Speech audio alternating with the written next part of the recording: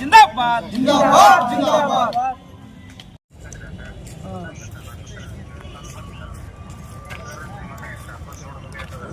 ಇದು 1997 ನಾನು ML ಇದ್ದಾಗ ಪ್ಲಾಟ್ ಮಾಡಿಕೊಟ್ಟಿದ್ದು ಸರ್ಕಾರ ವತಿಯಿಂದ.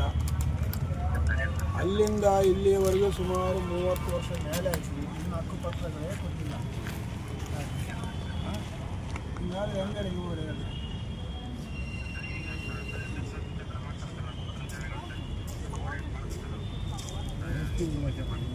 ಆಮೇಲೆ ಅವರಿಗೆ ರಸ್ತೆ ಇಲ್ಲ. ಹಿಂದೆ ಒಂದು ರಸ್ತೆ ಇತ್ತು, ಅವಾಗ ಇಲ್ಲಿ ಒಂದು ರಸ್ತೆ ಇತ್ತು. ಆ ರಸ್ತೆ ಏನಾಗ್ಯದ, ಹಳ್ಳ ಬಂದೆಲ್ಲ ಕೊಚ್ಕೊಂಡು ಹೋಗ್ಬಿಡೋಣ. ಅದು ರಸ್ತೆ ಹಳ್ಳದಾಗ ಆಗಿಬಿಡೋಣ. ಕೂತ್ನಾಳು ಹಳ್ಳ ಬರ್ತದಲ್ಲ, ಆ ನದಿ ಹಳ್ಳದ ಬಂದ ಮೇಲೆ ಈ ಊರು ಇರೋದು.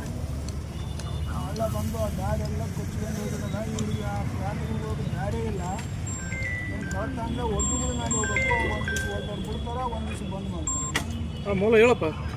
ಪರಿಸ್ಥಿತಿ ಗಂಭೀರ ಆಗಿದೆ. ಇಲ್ಲ ನಾವು ಇಲ್ಲೇ ನಾವು ಸ್ವಲ್ಪ ಇದು ವಿಡಿಯೋ ಮಾಡಿ ಹಾಕ್ಸ್ಬಿಡೋದು. ಆದರೂ ಮತ್ತೆ ಮಾಡ್ಬೇಕಲ್ಲ, ವ್ಯವಸ್ಥೆ ಮಾಡಿ ಬೇಸ್ ಮಾಡೋದು ಬೇಡ. ರೋಡ್ ವ್ಯವಸ್ಥೆ ಮಾಡೋದು ಅನುಕೂಲ ಆಯ್ತು ನಮ್ಮ ತಾಲೂಕು ಪಂಚಾಯತಿಂದ.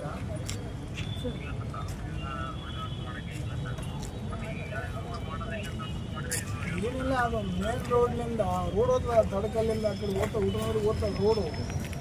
ಆ ರೋಡಿನಿಂದ ಒಂದು 60 ಫೀಟ್ ಹೋದರೆ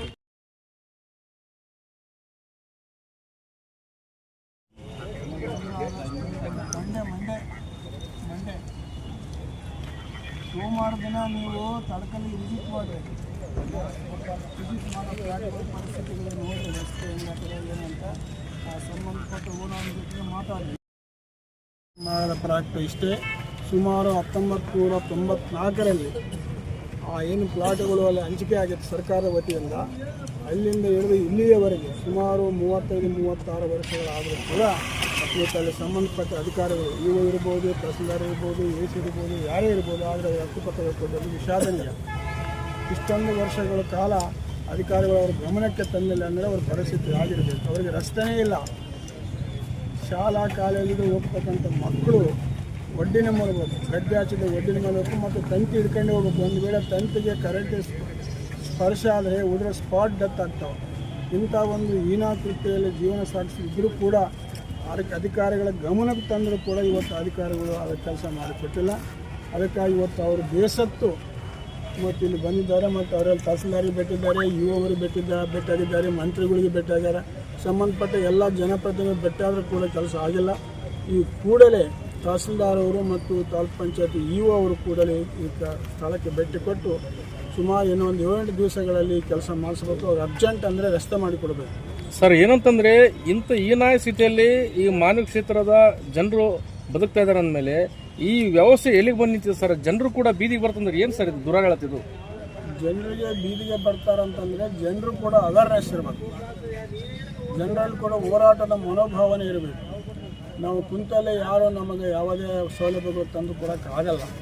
ನಮ್ಮ ದೇಶಕ್ಕೆ ಸ್ವತಂತ್ರ ಸಿಕ್ಕಿದ್ದೆ ಹೋರಾಟದ ಮುಖಾಂತರ. ಹೋರಾಟ ಮಾಡಿದ್ರೇ ನಮ್ಮ ಸೌಲಭ್ಯಗಳು ಸಿಗ್ತಕ್ಕಂಥದ್ದು. ಇವತ್ತು ಹೋರಾಟ ಮಾಡಿದ್ದಾರೆ, ಇವತ್ತು ನಾವು ಬಂದ್ವಿ. ಇಲ್ಲ ಅಂದರೆ ಇಲ್ಲಿ ಬರ್ತಿದ್ದಿಲ್ಲ ನಾವು. ಇವತ್ತು ಬಂದ ನೋಡಿ, ಇನ್ನೂ 8 ದಿವಸಗಳಲ್ಲಿ ದಾರಿ ಆಗ್ತದೆ.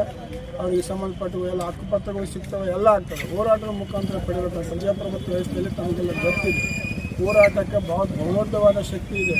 ಹೋರಾಟದಿಂದ ಏನಾಗ್ತದೆ ಅಂತಕ್ಕಂಥ ಮಾತೇ ಇಲ್ಲ. ಹೋರಾಟದಿಂದ ಎಲ್ಲವನ್ನು ಕೊಲ್ಲಕ್ಕೆ ನಾವು ಸಾಧ್ಯ ಆಗ್ತದೆ. ಡಾಕ್ಟರ್ ಬಾಬಾ ಸಾಹೇಬ್ ಅಂಬೇಡ್ಕರ್ ಅವರು ಒಂದು ಮಾತು ಹೇಳಿದ್ದಾರೆ, ಏನು ಯಾರು ಬಂದರೆ ಮೊದಲನೇದು ಶಿಕ್ಷಣ, ಆಮೇಲೆ ಸಂಘಟನೆ, ಆಮೇಲೆ ಹೋರಾಟ.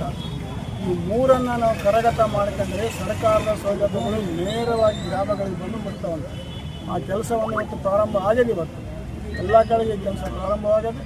ಸಮಸ್ಯೆಗಳ ಸ್ಪಂದನೆ ಸಿಗ್ತದೆ. ಇನ್ನೂ 8 ದಿವಸದಲ್ಲಿ ಆ ಗ್ರಾಮಕ್ಕೆ ನಾನು ಕೂಡ ಭೇಟಿ ಕೊಡ್ತೀನಿ. ಭೇಟಿ ಕೊಟ್ಟು ರಸ್ತೆ ಮತ್ತು ಏನು ಹಕ್ಕುಪತ್ರ ವಿತರಣೆ ಮಾಡ್ತಕ್ಕಂಥ ಕೆಲಸ ಮಾಡಿಸ್ತೀವಿ. ಒಂದು ವೇಳೆ ಸರ್ಕಾರದ ಇದಕ್ಕೆ ನೆಗ್ಲಿಜೆನ್ಸಿ ಮಾಡಿದ್ರು, ನಿರಾಸಕ್ತಿ ವಹಿಸಿದೆ ಅಂದರೆ ನಾವು ಬಹುದೊಡ್ಡವಾದ ಒಂದು ಹೋರಾಟವನ್ನು ಮಾನವಿಯಲ್ಲಿ ಹಮ್ಮಿಕೊಂಡು ತಹಸೀಲ್ ಆಫೀಸು ಮತ್ತು ತಾಲೂಕು ಪಂಚಾಯತ್ ಆಫೀಸನ್ನು ಬೀಗ ಮುದ್ರೆ ಮಾಡ್ತಕ್ಕಂಥ ನಾವು ಈಗ ಹೇಳೋದಿಲ್ಲ. ಅದಕ್ಕೆ ಅಧಿಕಾರಿಗಳು ಎಚ್ಚೆತ್ತುಕೊಂಡು ಕೂಡಲೇ ಇರುವುದು ತಹಸೀಲ್ದಾರ್ ಮತ್ತು ಇವರು ಕೂಡಲೇ ತಡಕಲ ಗ್ರಾಮಕ್ಕೆ ಭೇಟಿ ಕೊಟ್ಟು ಸ್ಥಳ ಪರಿಶೀಲನೆ ಮಾಡಿ ಏನು ಅವಶ್ಯಕತೆ ಇದೆ ಅದೆಲ್ಲ ಕಂಪ್ಲೀಟ್ ಮಾಡಬೇಕಂತೇಳಿ ನಾನು ಅಧಿಕಾರಿಗಳನ್ನು ಒತ್ತಾಯ ಮಾಡಬೇಕು.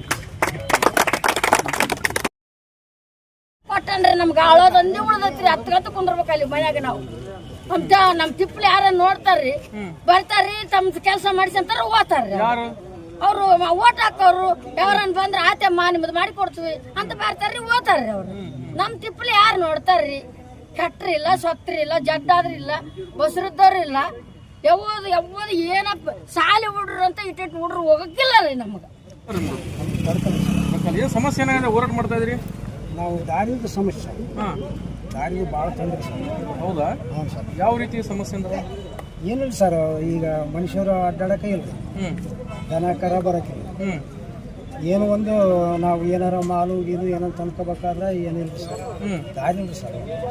ಈಗ ಯಾವ್ದನ ಮತ್ತೆ ಇನ್ನೊಬ್ರು ಬಗಳಾಗ ಒಟ್ಟು ಮೇಲೆ ಅಡ್ಡಾಡ್ಸೋ ಅವ್ರು ಬೈತಾರೆ ಸರ್. ಭಾಳ ತೊಂದರೆಗೆ ಸರ್. ಅಲ್ಲ, ನೀವು ಇರೋದು ಎಲ್ಲಿ? ಸರ್ಕಾರದ ಕೊಟ್ಟಿದ್ರ ಮನೆಗಳು ಅಲ್ಲಿದ್ರ?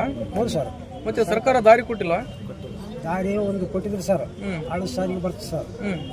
ಅದೀಗ ಅದು ಹಳ್ಳಕ್ಕೆ ಹೋಗ್ಬಿಡೋದು, ಹಳ್ಳ ಜಾರಿ ಬರೋದು ಕೇಸಿ ಅದು ಉಳಿಬಿಡೋದು. ಆ ದಾರಿ ನಾವು ಅಡ್ಡಾಡಕ್ಕೆ ಈಗ ನಡೆಕಿಲ್ಲ ಸರ್. ಇಲ್ಲಿ ಪಕ್ಕದಾಗ ರೋಡ್ನಿಂದ ಸ್ವಲ್ಪ ದೂರ ಹತ್ರ ಭಾಳ ಇದೆ, ಮೇನ್ ರೋಡ್ ಐತ್ರಿ. ಅದು ಸುಮಾರು ಅಂತಂದ್ರೆ ಒಂದು 80 ಫೂಟು 100 ಫೂಟ್ ಇರ್ಬೋದು. ಅಲ್ಲ, ಯಾವ ರೀತಿ ಪರಿಸ್ಥಿತಿ ಇದೆ ಅಲ್ಲಿ ನಿಮ್ಮೂರಲ್ಲಿ ರಸ್ತೆ?